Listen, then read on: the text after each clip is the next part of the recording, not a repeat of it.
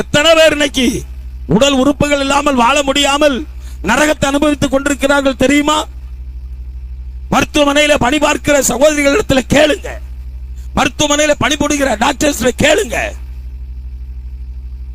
மண்டை உடைஞ்சு உள்ள போயிருக்கும், மூச்சு விட முடியாது, லட்சக்கணக்கான பணங்கள் தீர்ந்திருக்கும், சமாதானம் இல்லை, எல்லாம் இழந்து போயிருப்பார்கள்.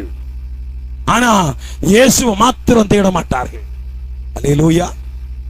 எல்லாம் போனாலும் கர்த்தரிடத்தில் வருவதற்கு அவர்கள் பயப்படுவார்கள், தயங்குவார்கள். எல்லாம் இழந்து போனாலும் இன்று இரவு அப்படிதான். நீங்கள் உண்மையாய் கர்த்தரை பிடித்தால் அவர் உங்களை ஆசீர்வதிப்பார். அவர்களுடைய தேவனாகிய கர்த்தர் அவர்களை ரட்சிப்பார். அல்லேலூயா. தேவனுடைய வார்த்தைக்கு நீ மனம் திரும்பாமல் போனால் அவர் வருவார். ஏதாவது ஒரு ரூபத்தில் அவர் வருவார், ஏதாவது ஒரு சூழ்நிலையில் அவர் வருவார். ஒருவனும் தப்புவித்துக் கொள்ள முடியாது. ரொம்ப ஞானியாய் நடித்து ஏமாற்றுகிற எவனாய் இருந்தாலும் தப்புவித்துக் கொள்ள முடியாது. அதுக்கு ஒரு சாட்சியை நான் சொல்லுகிறேன். ஒரு முறை ஒரு திருச்சபைக்கு நான் சென்றிருந்தேன்.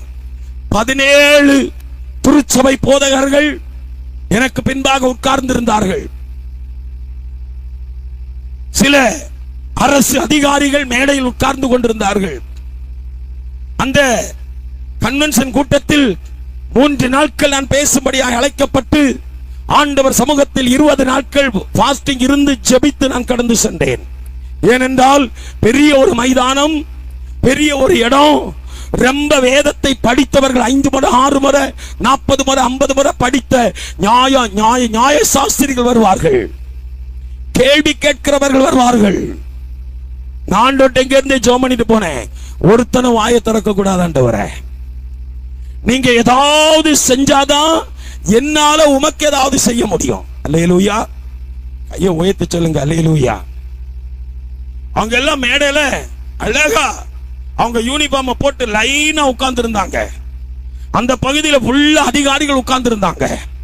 அந்த கன்வென்ஷனை ஒரு நல்ல ஒரு வசதி படைத்த உலகம் எல்லாம் போகிற ஒரு தேவ மனுஷன் அந்த கூட்டத்தை ஒழுங்கு செய்து நடத்தி கொண்டிருந்தார்.